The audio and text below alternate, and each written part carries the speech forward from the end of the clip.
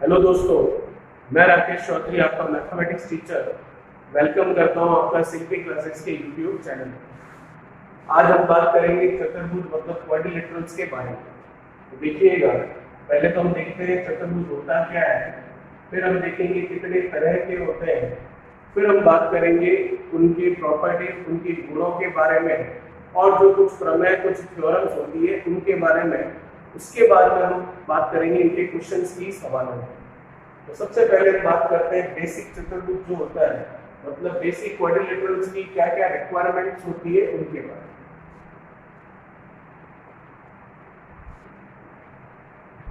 अगर हम किसी भी चतुर्भुज के लिए बात करें तो इसमें नंबर ऑफ साइड्स पहला पॉइंट। नंबर ऑफ साइड्स मतलब भुजाओं की संख्या कितनी होती है? 4। चतुर्भुज है तो कितनी भुजाएं होगी? 4। हम कह सकते हैं कि भुजाओं की संख्या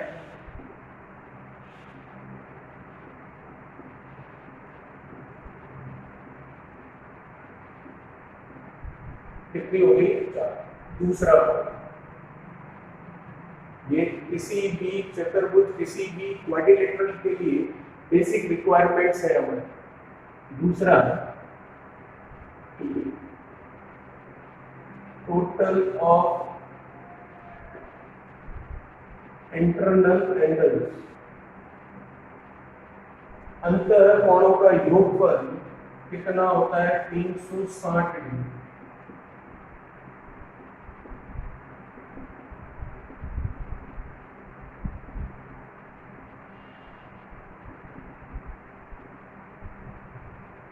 सम ऑफ इंटरनल एंगल्स या total of internal angles is equals to 360 degree. फिर टोटल इंटरनल एंगल्स कितने होते हैं? 4। कुल अंतर कोण कितने होंगे? 4। ये है अंतर कोणों का योगफल, और ये है कितने अंतर कोण होते हैं। तो टोटल इंटरनल एंगल्स होते हैं 4, कुल अंतर कोण कितने होते हैं आपके? 4। ठीक है। फिर चौथा पॉइंट,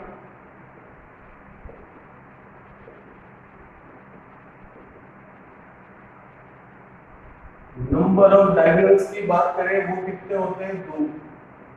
मतलब विकर्णों की संख्या की बात करें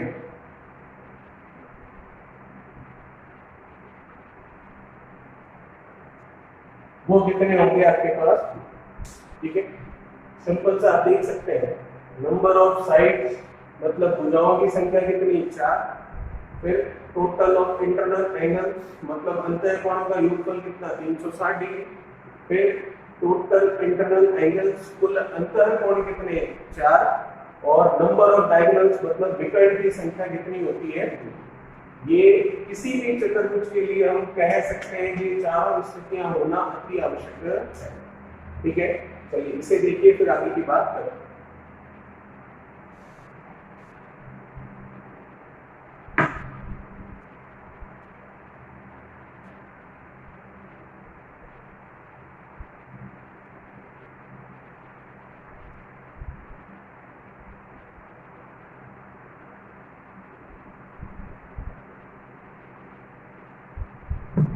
देखिए, चतुर्भुज की बेसिक रिक्वायरमेंट आपने देख ली।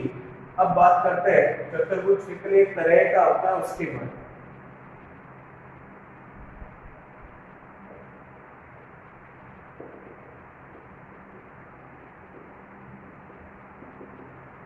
चतुर्भुजों के प्रकार मतलब टाइप ऑफ क्वाड्रिलेटरल्स कितने होंगे उनको देखते हैं। देखिएगा, सबसे पहला वर्ग मतलब स्क्वायर। क्या होता है आप देख चुके हैं, आप पढ़ चुके हैं। जब हमने क्षेत्रमिति पढ़ा था 2D मेंसुरेशन, 2D 2 डायमेंशनल में हमने देखा था। वर्ग मतलब स्क्वायर मतलब ऐसी आकृति जिसकी चारों भुजाएं आपस में बराबर हो, जिसे नाम ए दे दिया, तथा प्रत्येक अंतःकोण कितने डिग्री का हो? 90 डिग्री। प्रत्येक अंतर कोण मतलब इंटरनल एंगल कितना है यहाँ पर 90 डिग्री, ठीक है। और विकर्ण आप देख सकते हैं चतुर्भुज है, विकर्ण कितने होंगे इसमें, 2 विकर्ण, ये पहला इस तरह से और ये दूसरा इस तरह से, ये हम पढ़ चुके हैं, ठीक है। फिर चतुर्भुजों के प्रकार, टाइप ऑफ क्वाड्रिलेटरल्स में दूसरा देखते हैं हम, आयत मतलब रेक्टेंगल।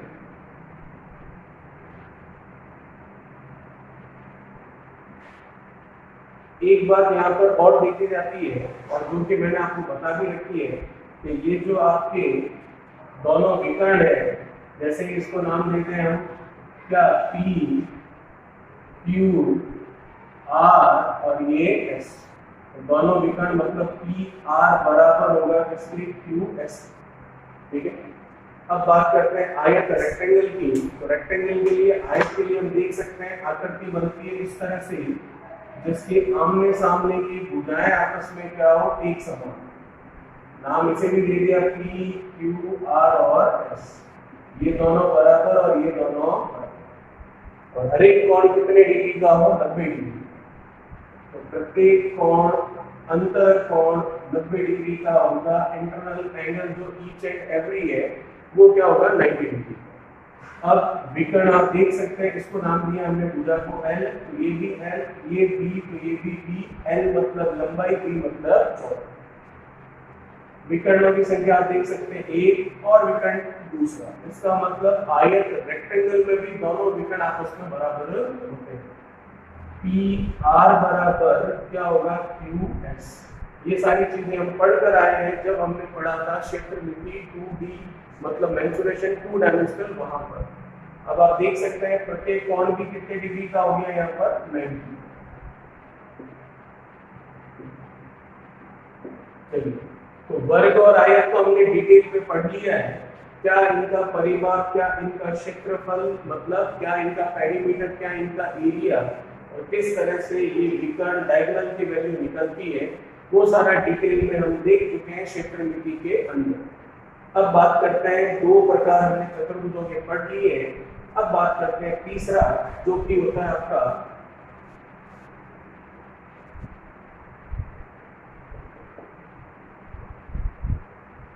समचतुर्भुज,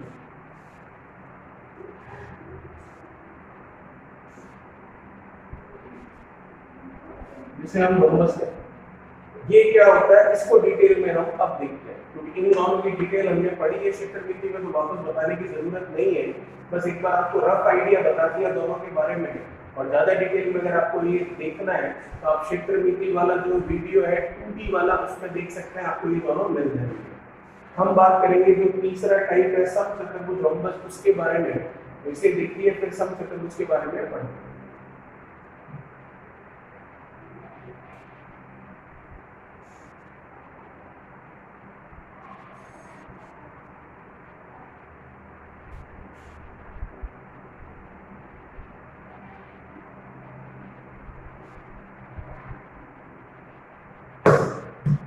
चलिए समचतुर्भुज के बारे में डिटेल में देखते हैं। देखिए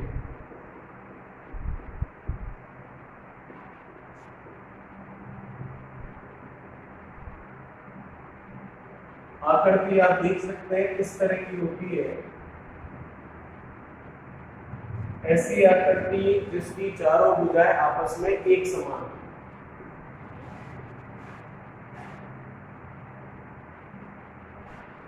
इसको नाम दे दिया P, Q, R और S। जैसा कि मैंने आपको कहा चारों भुजाएं एक समान है, तो ये लीजिए चारों भुजाएं इसकी एक समान कर, नाम दे दिया भुजाओं की लंबाई A, ये भी A, ये भी A और ये भी A।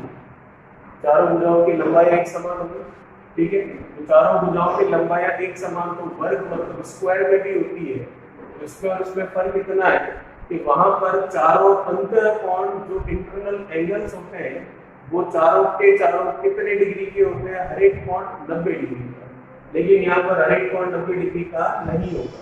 तो क्या खासियत होगी इसकी, देखिएगा, माना ये कोण है आपके पास θ1, तो ये कोण भी कितना होगा, θ1। वैसे ही ये कोण है आपके पास माना थीटा 2, तो ये कोण भी कितना होगा आपके पास थीटा 2।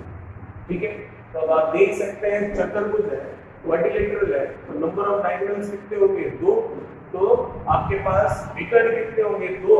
पहला विकर्ण हो गया आपके P से लेकर R तक, दूसरा विकर्ण हो गया S से लेकर Q तक या फिर Q से लेकर S तक। ध्यान रखिएगा यहाँ पर जो ये दोनों ही विकर्ण है इनकी लंबाई आपस में बराबर नहीं होगी। क्यों नहीं होगी? क्योंकि अगर यहाँ पर विकर्णों की लंबाई आपस में बराबर हो गई तो फिर ये समचतुर्भुज नहीं, ये तो क्या बन जाएगा, वर्ग बन जाएगा। लेकिन हम अभी किसके बारे में बात कर रहे हैं, समचतुर्भुज के बारे में।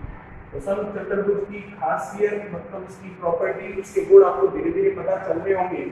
पहली बात चारों भुजाएं बराबर, दूसरी बात आमने सामने के कोण बराबर, तीसरी बात दोनों विकर्ण आपस में बराबर नहीं होते, और चौथी बात जो कि बहुत ही महत्वपूर्ण है वो ये कि दोनों ही विकर्ण एक दूसरे को समकोण पर मतलब 90 डिग्री पर काटते हैं। इसको नाम दे दिया हमने, ये P है, ये Q है, ये R है, ये S है, तो इसको हमने नाम दे दिया क्या, T, या फिर नाम दे देते हैं इसको P। ठीक है, तो दोनों ही विकर्ण एक दूसरे को 90 डिग्री पर तो काटते ही हैं, साथ ही साथ एक दूसरे का बाइसेक्शन भी करते हैं, मतलब समद्विभाजन भी करते हैं। फॉर एग्जांपल P से R अगर मेरे पास 10 सेंटीमीटर है तो P से B 5 होगा और B से R भी 5 होगा। वैसे ही S से Q मेरे पास अगर 8 सेंटीमीटर है, S से B 4 सेंटीमीटर होगा और B से Q भी 4 सेंटीमीटर होगा। तो क्या कह सकते हैं इसके गुणों के बारे में, इसकी प्रॉपर्टीज के बारे में या इसकी पहचान के बारे में? सबसे पहला पॉइंट ये बनता है, इसके लिए पहला पॉइंट क्या लिख सकते हैं हम, चारों भुजाएं बराबर, जो कि डायग्राम में दिख रहा है।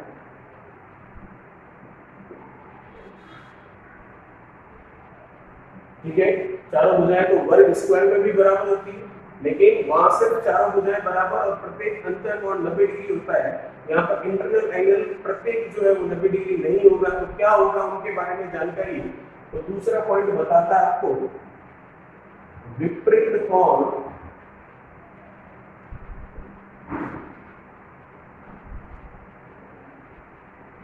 आपस में बराबर होते हैं। विपरीत कोण आपस में बराबर, विपरीत मतलब अपोजिट एंगल्स। ठीक है, फिर तीसरा पॉइंट क्या कहता है आपको, आप डायग्राम में देख सकते हो, विपरीत कोण बराबर है θ1 θ1, ये θ2 पे ये भी θ2। तीसरा पॉइंट आपका बनता है दोनों विकर्ण, दोनों ही डायगोनल एक दूसरे को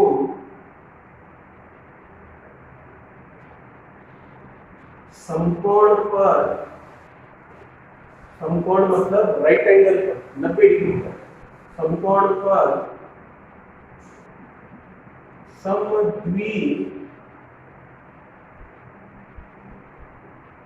समद्विभाजित करते हैं। ठीक है, तो क्या कहा हमने तीसरा पॉइंट, दोनों ही विकर्ण एक दूसरे को समकोण पर समद्विभाजित करते हैं। इसका मतलब ये हुआ दोनों विकर्ण जो बिंदु B पर मिल रहे हैं वहां पर 90 डिग्री के कोण बन रहे हैं, और ये दोनों विकर्ण एक दूसरे को बराबर भागों में बांट रहे हैं। इसका मतलब हम कह सकते हैं कि यहाँ पर B बराबर BR है, और वैसे ही SB बराबर क्या है आपके BQ। तीसरा पॉइंट आपका ये कहना चाहता है। ठीक है, और चौथा पॉइंट जो कि ये कहता है आपको दोनों ही विकर्ण आपस में एक दूसरे के बराबर नहीं होते। ध्यान रखिए, दोनों विकर्ण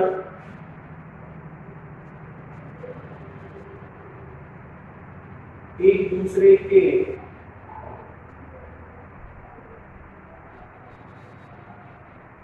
बराबर नहीं होंगे, मतलब पी आर जो है वो बराबर नहीं होगा किसके, एस क्यू, क्योंकि बराबर कब होते हैं, बराबर उस स्थिति में होते हैं जब आपका ये क्या बनता है, समचतुर्भुज की जगह वर्ग मतलब स्क्वायर बनता है। आप समझ सकते हैं क्या है ये क्वेश्चन, मतलब ये क्या समझा है मैंने आपको, एक्सप्लेन क्या किया है। समचतुर्भुज के बारे में हमने देखा है, तो डायग्राम आपके सामने बना हुआ है, क्या 4 पॉइंट लिखे इसके लिए जो कि इसको बताते हैं, इसका एक्सप्लेनेशन देते हैं। पहला पॉइंट तो चारों भुजाएं बराबर, जो कि आप देख सकते हैं। दूसरा पॉइंट विपरीत कोण आपस में बराबर, वो भी आपको दिख रहा है। तीसरा पॉइंट दोनों ही विकर्ण एक दूसरे को समकोण पर काट रहे हैं और साथ ही साथ एक दूसरे का समद्वि विभाजन कर रहे हैं, मतलब बाइसेक्शन कर रहे हैं। और अंतिम पॉइंट दोनों ही विकर्ण एक दूसरे के बराबर नहीं होंगे। क्यों नहीं होंगे, क्योंकि अगर दोनों ही विकर्ण एक दूसरे के बराबर होंगे तो फिर ये समचतुर्भुज नहीं रहेगा, ये स्क्वायर वर्ग बन जाएगा। तो ये था समचतुर्भुज के बारे में थ्योरेटिकल पार्ट जो है, इसके बारे में जानकारी, इसके गुणों के बारे में। ठीक है, हम इसके लिए बात करेंगे क्या अभी इसके परिमाप की, और अभी बात करेंगे इसके क्षेत्रफल की, फिर हम बात करेंगे अगला जो हमारा चतुर्भुज का प्रकार है उसके बारे में, फिर हम क्वेश्चंस के ऊपर जाएंगे। तो अभी हमने सिर्फ इसका थ्योरेटिकल पार्ट, इसकी पहचान, इसके गुणों के बारे में बात की है। अब हम बात करते हैं इसके क्षेत्रफल और इसके परिमाप के बारे में। उससे पहले आप इसे देखिए, फिर इसका एरिया और पेरीमीटर निकालते हैं।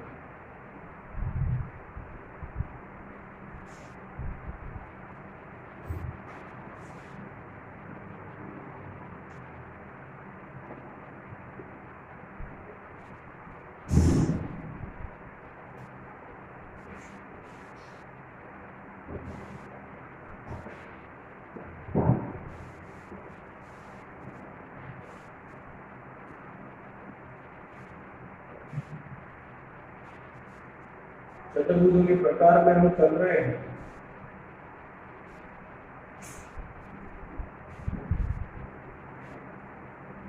टाइप ऑफ क्वाड्रिलेटरल्स जिसे हम कहते हैं, उसमें हमारा तीसरा प्रकार चल रहा है जो कि है समचतुर्भुज, रोम्बस जिसे हम कहते हैं। डायग्राम जैसा कि अभी अभी बनाया था, वापस बनाकर देख लेते हैं। इस तरह का डायग्राम बनता है कुछ आपके सामने।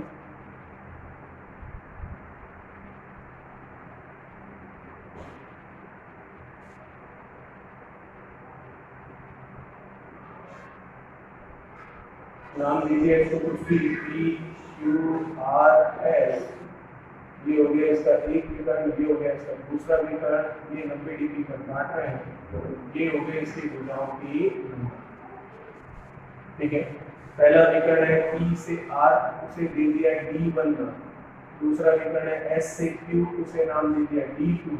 और D1 D2 ये दोनों ही विकर्ण है, मतलब दोनों ही क्या है, डायगोनल। ठीक है, चलो देखिए बात करें इसके बारे में। इसके बारे में सबसे पहले हम बात कर लेते हैं। सबसे पहले बात करते हैं इसके परिमाप।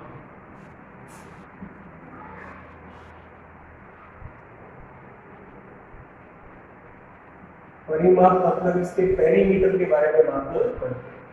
तो परिमाप में आप देख सकते हैं, पेरीमीटर परिमाप जो होता है उसका एक्सप्लेनेशन मैंने आपको 2D में मेंसुरेशन में दिया था। और क्या बताया था, किसी भी आकृति का अगर आप परिमाप निकालते हैं तो परिमाप होता है उसकी बाउंड्री का टोटल। तो इसकी बाउंड्री का टोटल कर लीजिए, ए और ए कितना 4। इसका मतलब 4 इंटू इसकी भुजा, और भुजा हम यहाँ पर क्या मान रहे हैं, e, मतलब इसकी साइड। ठीक है, फिर बात करते हैं परिमाप के बारे में। हो चुकी है बात, तो अब बात करते हैं क्षेत्रफल के बारे में। क्षेत्रफल मतलब इसका एरिया। एरिया क्या होगा देखिएगा, एरिया निकालना है तो हम एक कंसेप्ट समझते हैं। जैसा कि मैंने आपको कहा, दोनों विकर्ण एक दूसरे को समद्वि विभाजित करते हैं, मतलब बाइसेक्ट करते हैं, बराबर भागों में तोड़ते हैं। तो इसका एरिया वैसे तो होता है d1 d2 divided by 2। d1 d2 divided by 2 मतलब पहला विकर्ण गुणा दूसरा विकर्ण बटा में 2, ये होता है इसका एरिया। अब दिमाग में आता है ये आया कहाँ से, आया कहाँ से, उसका एक्सप्लेनेशन देखना है। तो देखिएगा, उसके लिए हम देखें तो जैसा कि आप देख सकते हैं, इसको नाम दे दिया हमने पी क्यू आर एस, इसे नाम दे दिया हमने पॉइंट बी। ठीक है, बी पॉइंट हो चुका है। अब आप देखेंगे P से R आपने कहा है D1 है, तो मैं P से B जो है वो कह सकता हूँ D1/2, पूरे का आधा ही होगा क्योंकि बराबर विभाजित करेगा।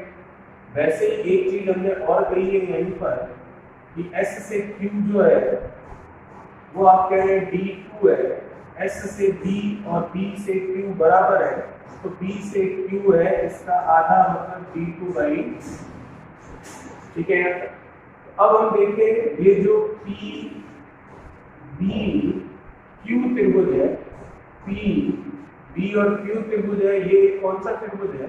समकोण त्रिभुज है, रेक्टेंगल है, तो इसका मतलब समकोण त्रिभुज है, तो समकोण त्रिभुज का क्षेत्रफल अगर हम देखें तो क्या होता है 1/2 आधार इंटू ऊंचाई, 1/2 बेस इंटू उसकी हाइट। 1/2 आधार आप देख सकते हैं B से Q है, तो B से Q का मान क्या है D2/2 इंटू इसकी ऊंचाई, हाइट आप देख सकते हैं P से B है जो कि मान है D1/2,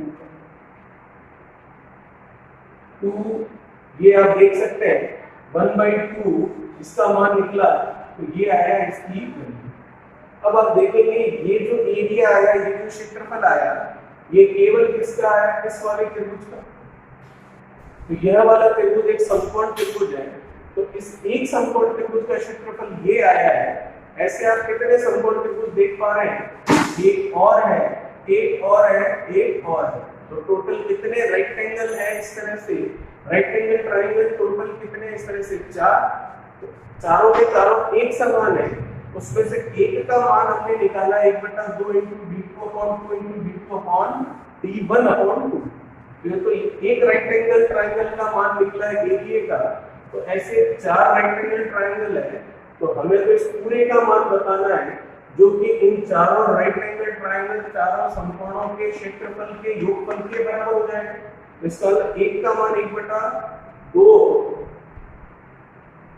D2/2 D1/2 है, तो ऐसे 4 है, तो चारों का कुल मान क्या होगा? उसका 4 से गुणा कर देंगे, तो 2 इंटू 2 कितना? 4, 4 से ये 4 गया, तो आंसर आ गया D1/2 डिवाइडेड बाई, और यही हमने कहा है कि जो इसका क्षेत्रफल होता है वो होता है दोनों विकर्णों का गुणनफल बटा में 2। तो ये आयताकार से आपको ये बताया गया इस ग्रीन कलर में, ठीक है। अगर आप ये नहीं ध्यान रखना चाहते हैं तो कोई दिक्कत नहीं है, आप सीधा एरिया ध्यान रखिए D1/2 जो कि आया इस तरह से। कैसे आया? P से R D1 विकर्ण और S से Q D2 मतलब दूसरा विकर्ण, तो P से B D1 का आधा, B से Q D2 का आधा। फिर त्रिभुज आपको BPQ दिख रहा है, तो इसका एरिया भी 1/2 आधार इंटू ऊंचाई, क्योंकि रेक्टेंगल ट्रायंगल है, ऐसे 4 रेक्टेंगल ट्रायंगल है, पूरे चारों को ऐड करेंगे तो पूरे समचतुर्भुज का एरिया आ जाएगा। तो चारों में एक समान है, तो एक का एरिया इतना है, तो चारों का कुल एरिया इसका 4 से हमने करवा दिया गुणा, तो 2 इंटू 2 4, 4 से 4 गया, तो वही आया D1/2। चलिए ये हमने देखा इसका पेरीमीटर जो कि 4 इंटू भुजा होता है, और इसका क्षेत्रफल जो कि दोनों विकर्णों के गुणनफल का आधा होता है। कैसे होता है वो आपको एक्सप्लेन कर दिया। चलिए इसको देखिए, फिर हम बात करते हैं आगे।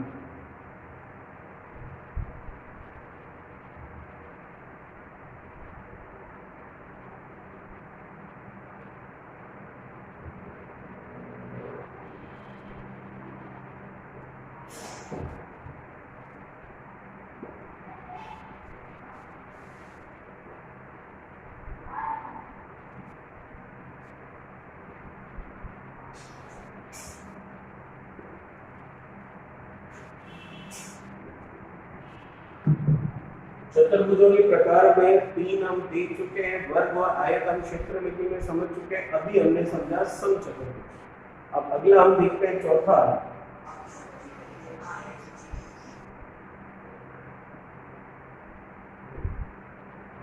समलंब चतुर्भुज।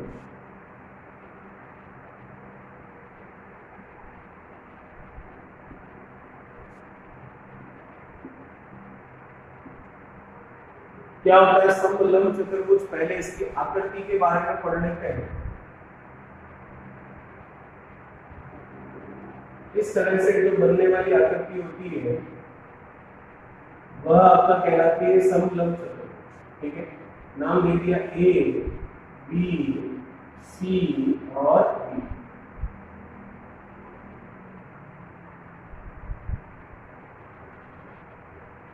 तो आप देख सकते हैं इसकी पहचान, एक तो इसका डायग्राम इस तरह से बनता है और हमें ध्यान रखना है कि ए बी समानांतर होती है किसके, सी डी। मतलब दो समानांतर रेखाएं आपके पास, और समानांतर रेखाओं मतलब समानांतर भुजाओं का मतलब आप समझ सकते हैं कि ये दोनों कभी भी आपस में मिलती नहीं है। और इन दोनों के बीच की जो लंबवत दूरी है, जो परपेंडिकुलर डिस्टेंस है, वो क्या रहती है, हर जगह एक समान रहती है। ये माना हमने h, ये 90 डिग्री, तभी तो लंबवत दूरी परपेंडिकुलर डिस्टेंस बनेगी। बात करते हैं इसके पेरीमीटर, इसके परिमाप की। तो पेरीमीटर का मतलब तो आप समझते हैं चारों भुजाओं का योग। तो पेरीमीटर मतलब परिमाप जो है वो होगा आपके चारों भुजाओं का योग, मतलब A B plus B D plus B C plus C A. ठीक है, फिर बात करते हैं इसका एरिया, मतलब इसका जो क्षेत्रफल है उस क्षेत्रफल के बारे में। तो क्षेत्रफल के बारे में अगर बात करें तो इसका क्षेत्रफल होता है 1/2 गुणा समानांतर मतलब पैरेलल भुजाओं का योगफल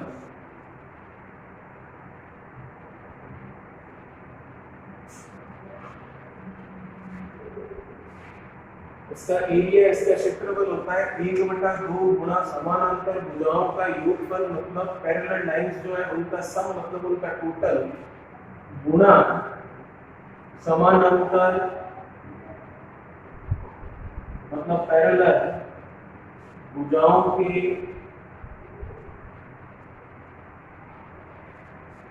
बीच की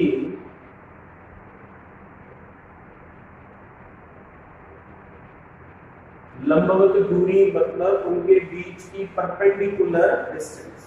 तो इसका मतलब अगर इसका एरिया देखें तो 1/2 गुणा समानांतर भुजाओं का योग, तो समानांतर भुजाएं कौन सी है, ए बी और सी डी। तो इनका योग क्या होगा, A B plus C D multiply उनके बीच की परपेंडिकुलर डिस्टेंस मतलब लंबवत दूरी जो कि कितनी है, h। तो कुल मिलाकर कहा जा सकता है कि इसका एरिया आ गया 1/2 A B plus C D multiply h। A B और सी डी यहाँ पर पैरेलल लाइंस है और h है उन पैरेलल लाइंस के बीच की आपके परपेंडिकुलर डिस्टेंस मतलब लंबवत दूरी। और परिमाप हो गया चारों भुजाओं का योग A B plus B D plus B C plus C. ठीक है, चलिए इसे देखिए, फिर अगली की बात करते हैं।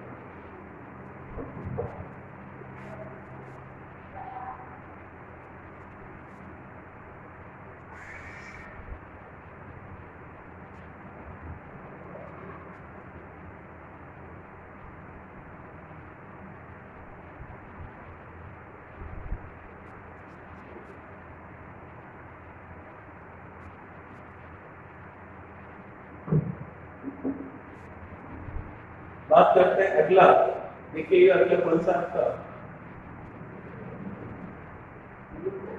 वर्ग आयत समचतुर्भुज समलंब चतुर्भुज, इन चारों को देख चुके हैं।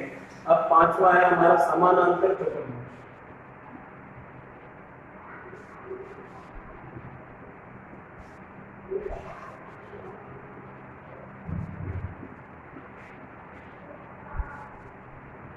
इसे हम पैरेललोग्राम कहते हैं। क्या होता है समानांतर चतुर्भुज, देखिए समानांतर चतुर्भुज के बारे में इसकी आकृति देखें तो इस तरह की होगी।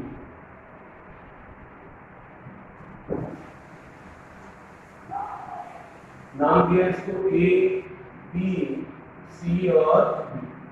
तो इसका मतलब आमने सामने की जो भुजाएं होती है वो पैरेलल होती है, समानांतर होती है। ठीक है, तो इसका मतलब ए बी पैरेलल है किसके, बी सी के, वैसे ही ए बी पैरेलल है किसके, बी सी। तो आमने सामने की भुजाएं समानांतर होती है। ठीक है, साथ ही साथ आमने सामने की भुजाओं की लंबाई भी आपस में क्या होती है, बराबर होती है। इसका मतलब ए बी बराबर है किसके, डी सी के, साथ ही साथ ए डी बराबर है किसके, बी सी के। तो ये दोनों बराबर और ये दोनों भी बराबर, ठीक है। आमने सामने की भुजाएं के बराबर होती है और आमने सामने की भुजाएं आपस में पैरेलल समानांतर भी होगी। तो यह गुण तो हमारे आयत रेक्टेंगल का भी होता है, लेकिन इस पे और उस पे फर्क इतना है कि आयत में मतलब रेक्टेंगल में हर एक अंतःकोण जो है वो होता है 90 डिग्री का और यहाँ पर हर एक अंतःकोण 90 डिग्री का नहीं। तो फिर क्या होगा, तो हम देख सकते हैं ये कोण है ए, ये कोण है बी, ये कोण है सी और ये कोण है अपने पास डी। तो इसका मतलब जो एक ही लाइन पर बनने वाले ये दोनों कोण है, ये दोनों कोण अंतःकोण इंटरनल एंगल्स होते हैं। कौन से अंतःकोण, अगर आपको याद आ रहा हो हमने देखा था दो समानांतर भुजाओं को जब एक तिरछी रेखा काटती है तो अंदर की तरफ बनने वाले कोण अंतःकोण होते हैं और उनका योगफल हमने देखा था। कोणों के प्रकार जब पढ़ा था, इंटरनल एंगल जब आया था, अंतःकोण जब आया था, उस समय देखा था इनका योगफल कितना होता है 180 डिग्री। तो ए और डी अंतःकोण है, वैसे ए और सी, वैसे सी और बी और सी, वैसे सी और डी। तो इसका मतलब angle A plus angle D बराबर angle D plus angle C बराबर angle C plus angle B बराबर angle B plus angle A, ये होगा आपके किसके 180 के बराबर। कहां से, अंतःकोण इंटरनल एंगल्स की प्रॉपर्टी से।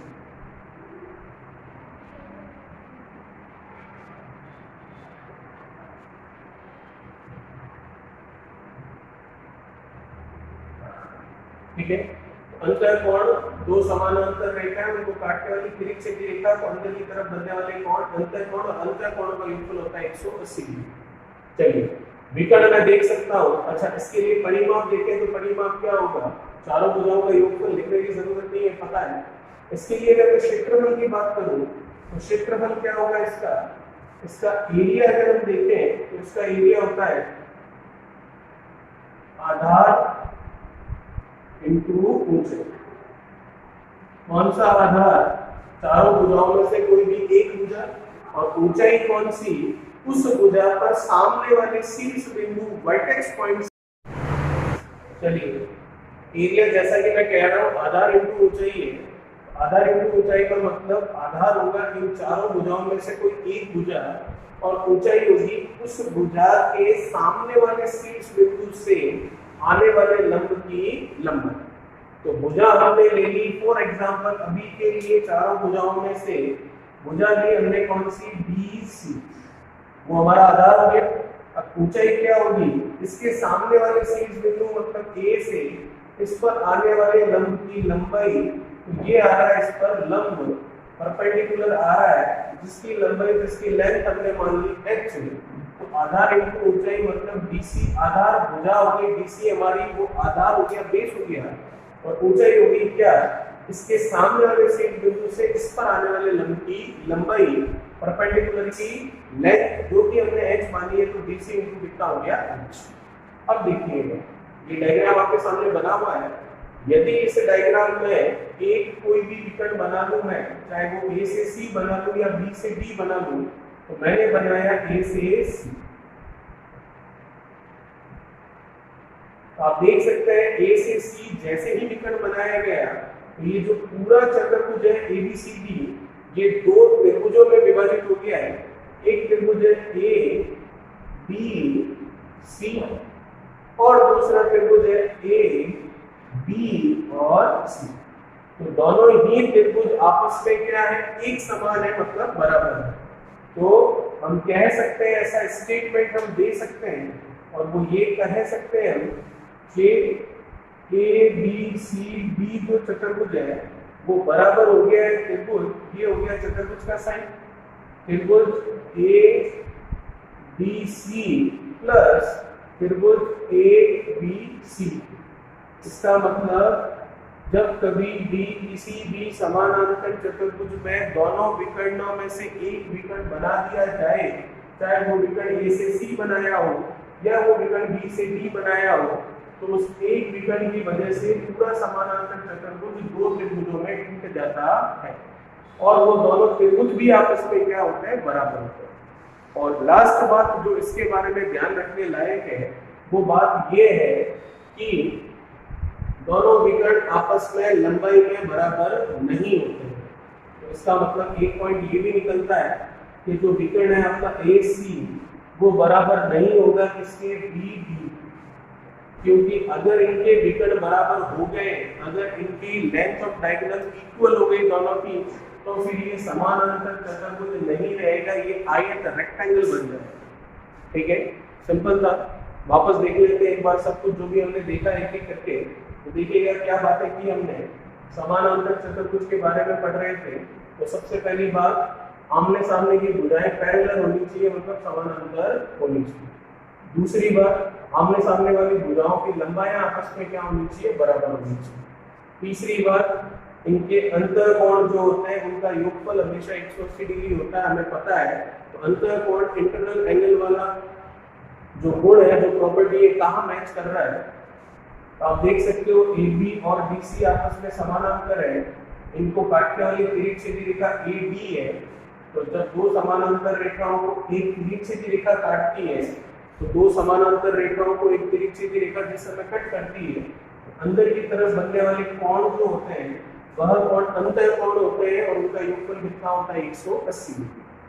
फिर हमने कहा कि इसमें यदि एक विकर्ण हमने खींच दिया A से C, आप चाहते तो B से D भी खींच सकते थे, हमने A से C ड्रॉ कर दिया, तो ये पूरा समानांतर चतुर्भुज दो त्रिभुजों में बट गया। पहला त्रिभुज ADC और दूसरा त्रिभुज ABC, दो त्रिभुजों में बढ़ जाता है और दोनों त्रिभुज भी आपस में क्या होते हैं, बराबर होते हैं। तो त्रिभुज ABC बराबर है त्रिभुज ABC। और लास्ट में हमने देखा इसका एरिया, और एरिया होता है आधार इंटू ऊंचाई। आधार मतलब चारों भुजाओं में से कोई भी एक भुजा, और ऊंचाई मतलब उस भुजा पर सामने वाले शीर्ष बिंदु से आने वाले लंब की लंबाई। तो आधार हमने लिया DC, ठीक है। तो सामने वाला शीर्ष बिंदु है A, वहां से इस पर आने वाले लंब की लंबाई होगी h, परपेंडिकुलर डिस्टेंस होगी h, तो DC इंटू h। और लास्ट में इसकी स्पेशल पहचान ये कि इसके विकर्ण आपस में बराबर नहीं होते, क्योंकि अगर इसके विकर्ण इसके डायगोनल इक्वल हो गए तो फिर ये समानांतर चतुर्भुज नहीं, ये तो आयत बन जाएगा। ठीक है, इसे देखिए, फिर हम स्टार्ट करते हैं क्वेश्चन।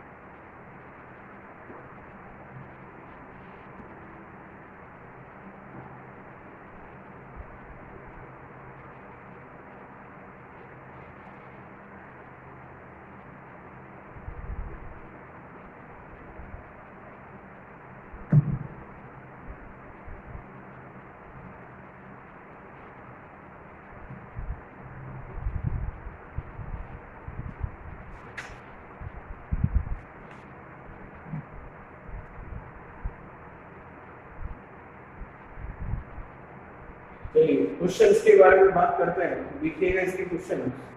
पहला क्वेश्चन देखते हैं।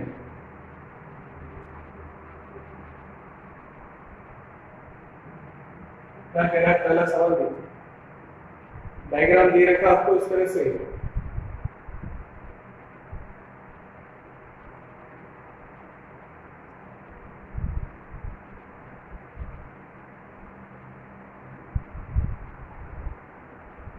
नाम दे रखा आपको इसके डायग्राम में A, B, C और D।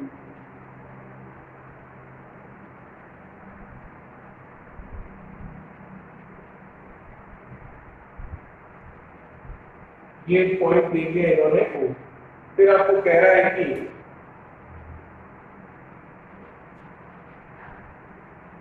एक समानांतर चतुर्भुज मतलब पैरेललोग्राम के कोण मतलब एंगल A तथा B के समद्वि विभाजक, मतलब जो बाइसेक्टर्स हैं बिंदु O पर मिलते हैं,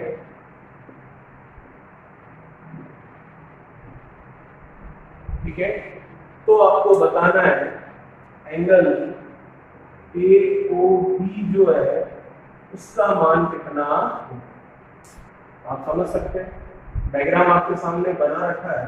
आपको कह रहा है एक समानांतर चतुर्भुज है पैरेललोग्राम है, इसमें कोण A तथा कोण B के समद्विबाहु विभाजक मतलब उनके बाइसेक्शन जो हो रहा है, बाइसेक्टर जो हो रहे हैं, एंगल बाइसेक्शन जो हो रहा है वो मिल रहा है O पर। तो आपको AOB का मान बताना है, मतलब आपको इस तरह से AOB इसकी वैल्यू आपको ज्ञात करनी है, जिसको हमने नाम दे दिया थीटा। अब देखिएगा किस तरह से ये सरल होगा। अब जैसा कि क्वेश्चन ने कह दिया है कि ये एक समानांतर चतुर्भुज है, मतलब पैरेललोग्राम है, तो इसका मतलब हम ये देख सकते हैं समानांतर चतुर्भुज के लिए अंतर कोणों का योगफल हमने कहा था कितना होता है 180 डिग्री। तो एंगल A और एंगल B जो है दोनों ही अंतर कोण है, क्योंकि दो समानांतर रेखाएं उनकी पीरियड सीधी रेखा AB है, तो अंदर की तरफ बनने वाले कोण अंतर कोण और उनका योगफल होता है 180 डिग्री। सही है। अब देखिएगा ये पूरा कोण कितना है हमें नहीं पता, लेकिन ये कोण बराबर भागों में टूटा है कितना हमें पता है, तो इसको नाम दे दिया हमने x, तो ये भी कितना हुआ x। ये पूरा कोण कितना है हमें नहीं पता, लेकिन बराबर भागों में टूटा है कितना हमें पता है, मतलब ये हो गया आपकी क्या y, और ये भी कितना हो गया। अब हम ये कह रहे हैं कि जो आपका ये पूरा कोण है मतलब x प्लस x 2x, और ये जो पूरा कोण है y plus y 2y, 2x और 2y मिलाकर कितना है 180 डिग्री। तो इसका मतलब एंगल A क्या है x plus x 2x, angle B क्या है y प्लस y 2y, ये मिलाकर टोटल है 180 डिग्री, क्योंकि ये कौन से कोण है आपके अंतर कोण मतलब इंटरनल एंगल्स की वजह से। तो यहाँ से मैं x प्लस y देख सकता हूँ जो कि कितना है 90 डिग्री, क्योंकि दो कॉमन ले लूंगा फिर 180 को काट लूंगा, तो मैं देख पाऊंगा कि x प्लस y जो है आ गया कितना 90 डिग्री।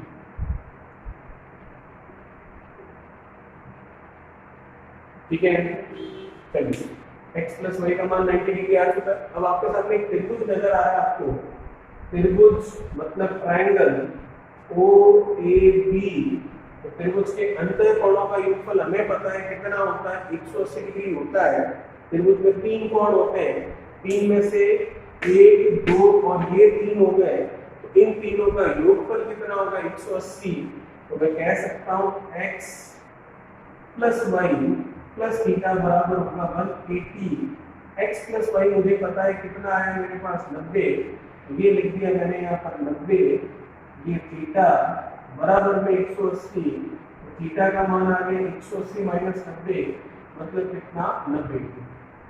सही है यहाँ, तो यही आपको पूछा था थीटा कितना होगा, तो आंसर आया 90। ये इतना सब कुछ लिखने की भी जरूरत नहीं है, बिना लिखे भी आप इसको सरल कर सकते हैं। बस फर्क इतना है कि लिख कर करेंगे तो आपको टाइम लगेगा, और बिना लिखे करेंगे तो जल्दी हो जाएगा। तो उस समय लिखने की आपको जरूरत नहीं है, जिस समय आपको सारी प्रमेय पता है, और ना आपको वहां पर किसी को एक्सप्लेनेशन देना है। यहाँ पर आपको एक्सप्लेन करना है, इसलिए चीज लिखकर बताइए क्या है।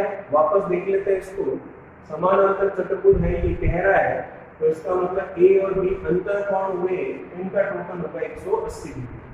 फिर ये कह रहा है A और B जो है कोण उनका एंगल बाइसेक्शन हो रहा है, मतलब समद्विबाहु विभाजन हो रहा है कोणों का। तो ये पूरा जितना भी है हमें नहीं पता, लेकिन ये आपस में दोनों बराबर है, तो ये x है, तो ये भी कितना हो गया x। वैसे ये y है, तो ये भी हो गया। अब हमें पता है कि A और B का टोटल अंतर कोणों की वजह से 180 होगा, तो पूरा A कितना है 2x, पूरा B कितना है 2y, तो 2 कॉमन आया तो x प्लस y कितना आ गया 90 डिग्री। अब मैं एक त्रिभुज देख सकता हूँ OAB, तो त्रिभुज में तीन कोण होते हैं, तीन में से x थीटा और y है, तो x और y का टोटल आपको पता है 90, थीटा का मान थीटा, तीनों का टोटल 180, 90 उधर गया तो थीटा आया 90, थीटा ही पूछा गया था जो कि आया आपके पास कितने डिग्री 90 डिग्री। चलिए देखिए इसे अगले क्वेश्चन की बात करते हैं।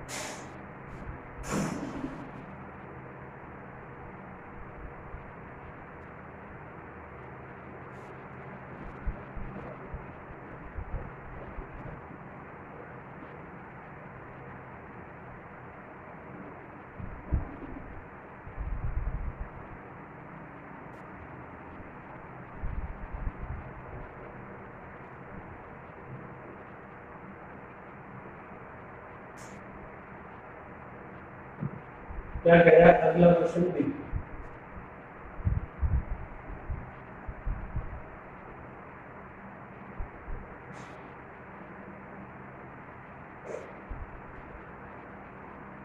इस तरह से आपके पास एक समानांतर चतुर्भुज पैरेललोग्राम बन रखा है जिसका नाम दे दिया इन्होंने ए बी सी और D, ठीक है। और वैल्यूज आपको दे रखी है, फॉर एग्जांपल ये दे रखा आपको 2x + 30d और ये आपको दे रखा है यहाँ पर 5x - 105, ठीक है। यदि ए बी सी डी एक समानांतर चतुर्भुज है, पैरेललोग्राम है, तो x का मान क्या होगा?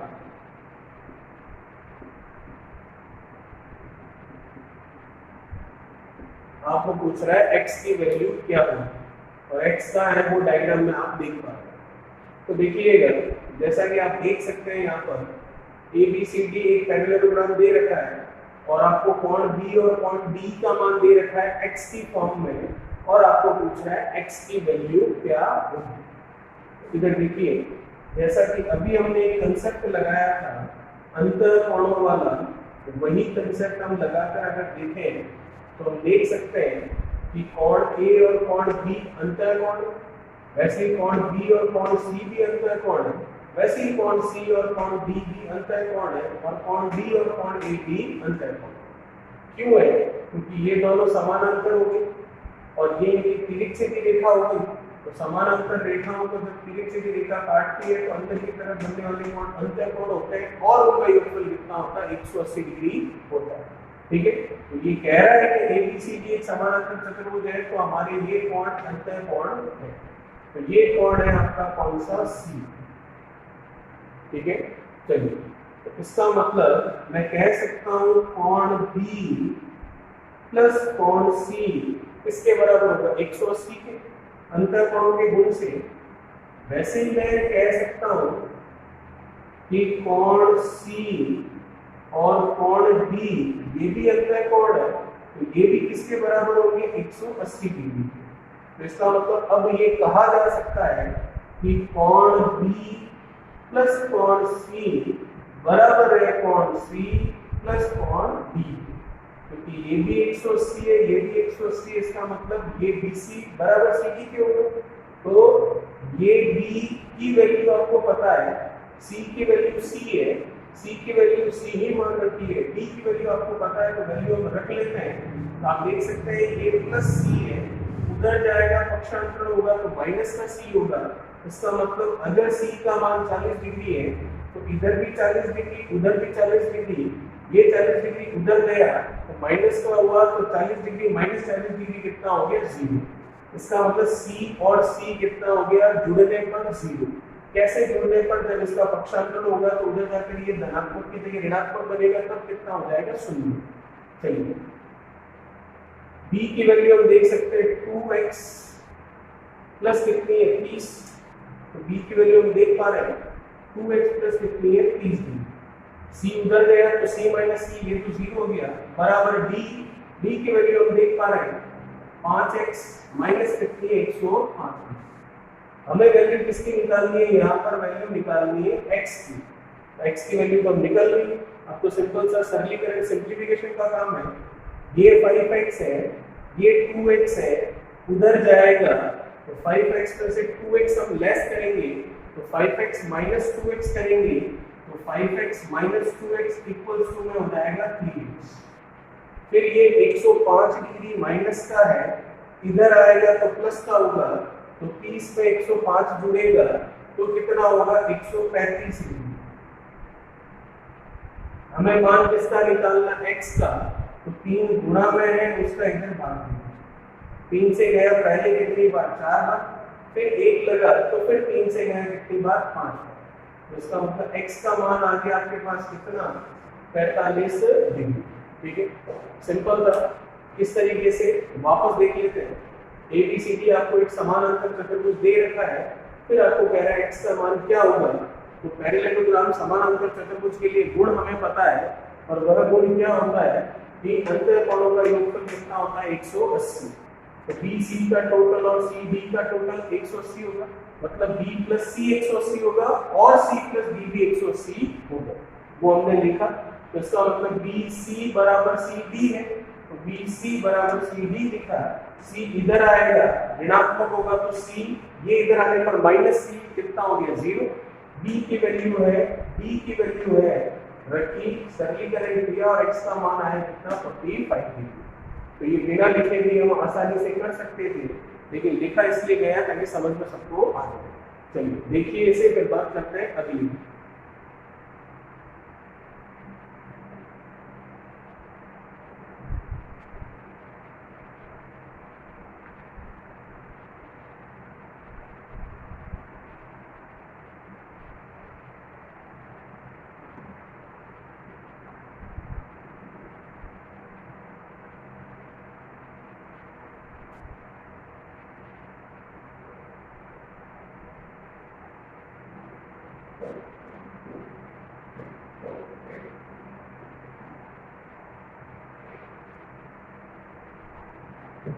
चलिए बात करते हैं आज के अंतिम सवाल, लास्ट क्वेश्चन की। देखिएगा क्या कहता है क्वेश्चन आपको। एक समचतुर्भुज, जिसे हम कहते हैं रोम्बस, समचतुर्भुज के छोटे विकर्ण, मतलब जो स्मॉल डायगोनल है, छोटे विकर्ण की लंबाई, उसकी लेंथ समचतुर्भुज की रोम्बस की भुजा के बराबर है, मतलब उसकी साइड के बराबर है लंबाई में।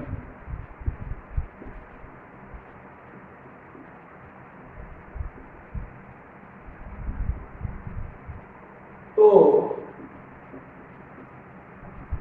बड़े वाले विकर्ण, मतलब जो उसमें बड़ा विकर्ण है, बड़े विकर्ण के सामने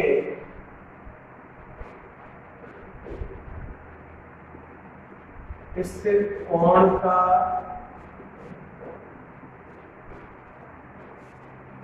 कुल मान, मतलब टोटल उसकी वैल्यू क्या होगी।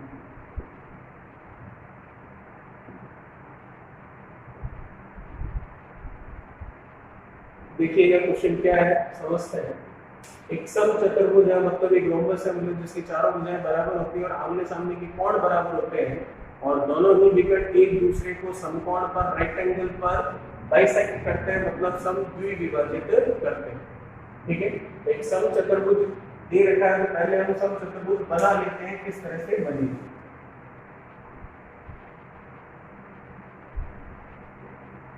ये समचतुर्भुज हमने बना लिया, ये पी सी और ये चारों भुजाएं बराबर होती है, तो भुजा की लंबाई मान ली हमने भाई, सही है। अब आपको कह रहा है कि छोटा वाला, अब इसमें विकर्ण कितने होंगे, डायगोनल कितने होंगे, दो, एक होगा लंबाई में बड़ा और एक होगा लंबाई में छोटा, क्योंकि दोनों की लंबाई बराबर होगी नहीं। अगर दोनों की लंबाई ही हम बराबर कर दें तो फिर ये क्या हो जाएगा, समचतुर्भुज से ये बन जाएगा आपका वर्ग, मतलब स्क्वायर। ठीक है, तो इसीलिए दोनों की लंबाई बराबर नहीं होगी, तो एक बड़ा होगा और एक छोटा होगा। तो हमने ले लिया छोटा वाला विकर्ण जो है वो है आपका B से D या D से B कह लीजिए। अब सवाल कह रहा है कि जो छोटे वाले विकर्ण की लंबाई है वो समचतुर्भुज की भुजा के बराबर है, तो इसका मतलब B को हमने कह दिया किसके बराबर है, भुजा के बराबर, मतलब y के बराबर। तो इसका मतलब अब आप देख सकते हैं कि त्रिभुज ABD कौन सा त्रिभुज हो गया आपके पास, समबाहु त्रिभुज, मतलब इक्विलेटरल ट्रायंगल। तो ये भी क्या हो गया आपके पास, क्यों, क्योंकि प्रश्न के अनुसार छोटे वाले विकर्ण की लंबाई भुजा के बराबर हुई, तो भुजा है y, तो छोटा वाला विकर्ण भी क्या हो गया, लंबाई में y, तो इसका मतलब तीनों भुजाएं बराबर हो गई a b b की, तो वो त्रिभुज हो गया समबाहु त्रिभुज। वैसे ही अब इस त्रिभुज को देखें, त्रिभुज b b c, ये त्रिभुज भी कौन सा त्रिभुज है, आपके समबाहु त्रिभुज, मतलब इक्विलेटरल ट्रायंगल, ठीक है, क्योंकि इसकी भी तीनों भुजाएं आपस में क्या है, बराबर। तो हमें पता है इक्विलेटरल ट्रायंगल मतलब समबाहु त्रिभुज के लिए प्रत्येक अंतर कोण इंटरनल एंगल 60 डिग्री का होता है। तो इसका मतलब ये कोण कितना, 60, ये कोण भी कितना, 60, और ये कोण भी कितना, 60। ऊपर वाले त्रिभुज की बात, वैसे ही ये कोण कितना, 60, ये वाला कोण भी कितना, 60 डिग्री, और ये वाला कोण भी कितना, 60 डिग्री। नीचे वाले समबाहु त्रिभुज की बात, और समबाहु त्रिभुज मतलब तीनों कोण 60-60 डिग्री के होते हैं। अब हमारा सवाल ये बनता है, अब आपको पूछा क्या है, आपको पूछा है बड़े वाले विकर्ण के सामने स्थित कोण, तो छोटा विकर्ण DB था, तो बड़ा वाला विकर्ण हम देख सकते हैं, बड़ा वाला विकर्ण हो गया आपके A से C, इसके सामने स्थित कुल कोण का मान, तो इस बड़े वाले विकर्ण AC,